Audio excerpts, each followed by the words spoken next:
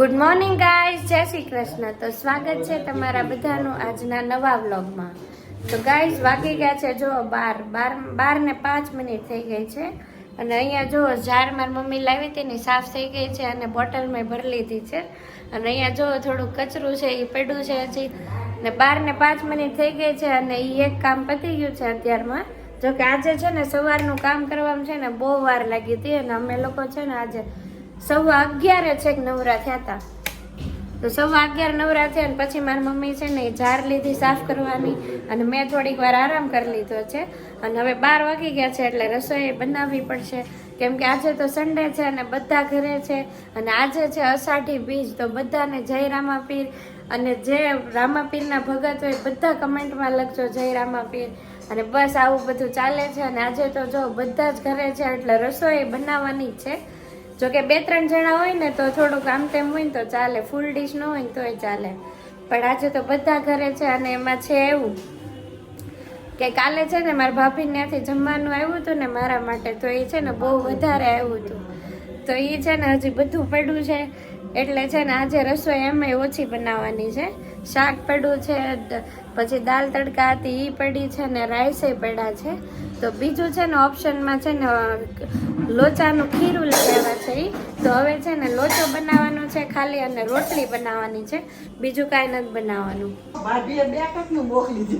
હા, આમાં જો બધી વસ્તુ પડી છે. જો આ શાક એટલું બધું પડ્યું છે, પછી રાઈસ પડ્યા છે અને દાલ તડકા પડી છે. જો આમાં તો આટલું પડ્યું છે. અને આ છે ને લોચાનું ખીરું આવી ગયું છે બહારથી. જુઓ ત્યાં લોચાનું ખીરું છે, એનો લોચો બનાવવાનો છે. આમાં મસાલો આપ્યો છે એ લોકોએ. અને આ છે ને ગાંઠિયાનો લોટ લઈ આવ્યા છે એ અવનિક માટે ગાંઠિયા બનાવવાના છે. ઓસ્ટ્રેલિયા જવાનું છે ને એટલે.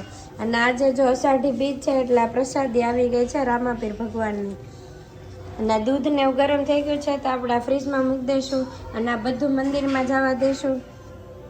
અને આજે કામ છે ને થોડુંક લેટ ચાલે છે. જો હજી વાસણ ચડાવવાના બાકી છે સવારના. આ બધું છે ને આ ચીપટાની ડોલું ને એવું બધું ધોયું છે આજે, એટલે છે ને થોડીક વાર લાગી કામ કરવામાં.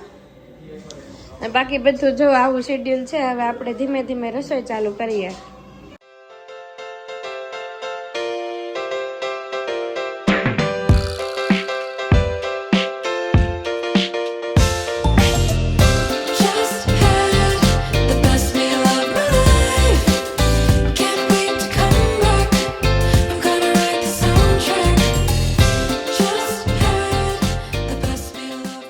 તો ગાઈઝ વાગી ગયા છે 6. જો 6:05 મિનિટની વાર છે.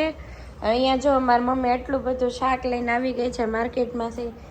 ભીંડો આવી ગયો છે, તુરિયા છે અને ભડથાના રીંગણ છે, પછી પરવળ છે અને આ જબલામાં છે ને ગુવાર છે, પછી આ મેથી છે અને મીઠો લીમડો છે ને કોબીજ છે. બટેકા મમ્મી હજી તો પડ્યા છે, એટલા બધા કેમ લાવી? હા, ઓકે. અને આ ટમેટા લાવ્યા છે. ટમેટાની ક્વોન્ટિટી છે ને બહુ ઓછી છે. મમ્મી ટમેટા મોંઘા છે? 60 ના 500. આ કેટલા લાવી? 500 તો ગાઈસ જો 60 ના 500 ટમેટા, બહુ મોંઘા ટમેટા. 60 રૂપિયાના 10 ટમેટા આવ્યા. હે 60 રૂપિયાના 10 ટમેટા આવ્યા. 6 રૂપિયાનું એક થયું. 6 રૂપિયા હા, તો 6 રૂપિયાનું તો એક થાય ને કેટલાનું થાય? હા. પછી આ કુકર જો અત્યારમાં મૂકી દીધું. કુકરમાં શું મૂક્યું છે? ઓકે. હા, આજે અષાઢી બીજ છે ને, ખીરનો પ્રોગ્રામ છે. તો ખીર હારે શું બનાવવાનું છે? થેપલા. ઓકે, એટલે મેથી ને એવું આવ્યું છે ને. દૂધી તો નથી મમ્મી? હે તો હવે ઓકે. તો ચાલો આજે જો દૂધી ને મેથી વાળા થેપલા બનવાના છે અને સાથે બનવાની છે ખીર. અને મારી મમ્મી જો મેથી કાપવા બેઠી છે ને ત્યાં સુધીમાં આપણા બધું શાક ધોઈને છે ને આ કપડું છે ને અહીંયા પાથરીને અને બધું સૂકવી દેવાનું છે. પછી છે ને ફ્રીજમાં ભરી લેવાનું છે, એટલે જ્યારે યુઝ કરવો હોય ને ત્યારે ભરવું ન પડે. ભરવું નહીં, સોરી, ધોવું ન પડે. તો જો ટમેટા તો મેં ધોઈ લીધા છે ઓલરેડી. અને આ જો આટલું શાક હવે ધોઈને ફટાફટ હું એમાં ગોઠવી દઉં. ગાઈસ જો થેપલાનો લોટ બંધાય છે આમાં જો નાખી દીધો છે રોટલીનો લોટ અને દૂધી, પછી નાખ્યા છે લીલા ધાણા અને આ જો મરચી એક સાથે લઈ લીધી છે ને ક્રશ કરીને એ એડ કરી દીધી છે.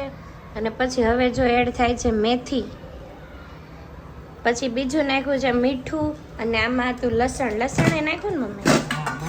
પછી આમાંથી જો ધાણા જીરું અને લાલ મરચું સોરી નથી નાખવાનું, એમ કે લીલા થેપલા બનાવવાના છે એટલે લીલી મરચી નાખી છે.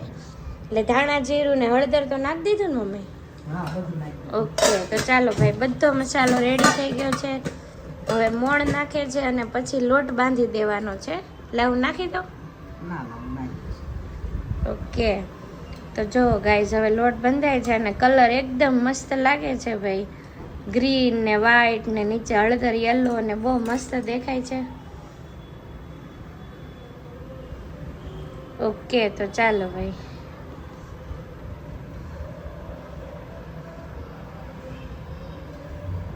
હરે તારી ધોળી ધજાઓ પર કે જોઈ મારું મન હરખે રે, કે જોઈ મારું મન હરખે શામળિયા. મમ્મી તને એવું લાગે કે આપણે રસોઈ બનાવતા બનાવતા ભજન કરતા હોય તો ટેસ્ટ સારો આવે એમ? હા, હે આવે જ ને. હા, એટલે ખબર ઓલા ફૂલ સ્વામિનારાયણ હોય ને, પાકા સ્વામિનારાયણ અને ઓલા બ્રહ્માકુમારી વાળા હોય એ લોકો બહારનું ન ખાય, જોયું તે? એ લોકોનું કેવું એવું હોય કે જે બનાવે ને એના વિચાર અંદર આવે એમ. એવું તને કેવું લાગે? સાચું લાગે? જેવું તમે બોલો ને એવું જ થાય. જો તમે ભજન ગાતા ગાતા રસોઈ બનાવો ને તો એ પ્રસાદ બની જાય. તો આજે પ્રસાદી બનશે ને? મારે રોજ ભજન ગાતા ગાતા જ બનાવતી હોય. હા, એમ આજે તો પ્રસાદી છે, કેમ કે રામાપીરની ખીર બને છે અને ભાઈ થેપલા બને છે. થેપલા મેં ભજન ગાઈ લીધું છે એટલે એ તે પ્રસાદી બનવાની છે. ગવાઈ ગયું, મને એ ખબર નહોતી. હે, મને ગવાઈ ગયું તો લઈ લીધું છે ને. હા, તો એમાં કઈ શું કઈ ખરાબ હતું? કાલ તો તાર મમ્મી પાણી ઢોળમાં જવાનું કા? કાલે મારી મમ્મી ને 5 ઓફ થઈ ગયા છે ને એનું કાલ પાણી ઢોળ છે. તો તું ને બીજું હારે કોણ આવવાનું છે? મારા પપ્પા કે અવનિક? હું ને અવનિક. ઓકે, તો કાલે વહેલું જવાનું છે ને? કેટલા વાગે જવાનું છે? 9:30 નીકળશું. ઓકે, બેસણું હતું ત્યાં જ છે ને? હા, 8:30 9:30 નીકળશું. એ બધા 8:30 નું કહેતા, પણ મેં કીધું મારે એટલું બધું વહેલું નથી આવવું. તાર જાવું જ જાશે તમ તારે? ના ભાઈ, એટલું બધું કામ તારથી ન થાય.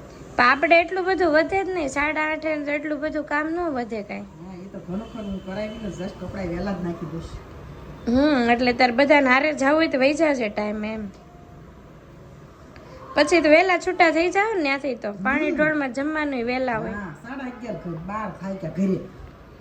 ઠીક, બીજે કઈ જવાની છે? ઘરે વહી આવે? નહીં હો, ઘરે ક્યાંય નહીં. ઓકે, ચાલો. તો કાલ બપોરે જમવા હું એકલી ને મમ્મી? હા, બહુ કેરી કા? નહીં મજા આવે. એકલું જમવાનું ન મજા આવે. ટિફિનમાં શું કરી દેવું આપણે આને? એ તો સાંજે પૂછી લેશું, એ બનાવી દેશું. સારું, ચાલો. તો હવે જો હજી થોડુંક પાણી નાખીને લોટ બંધાઈ જશે પછી છે ને, હે દૂધી હા, એટલે કઠણ બાંધવો છે, ઢીલો થઈ જાય. ઠીક, ઓકે. દૂધી પાણી મૂકે એટલે? હા, ઓકે, ફાઇન. ચલો, તો હવે આ બધું આપણે પોતપોતાની જગ્યાએ મૂકી દઈ. હા. એટલે રસોડું સાફ થાય ને સામે કચરું છે એ બધું વાળી લઈ એટલે રસોડું છે ને સાફ થઈ જાય.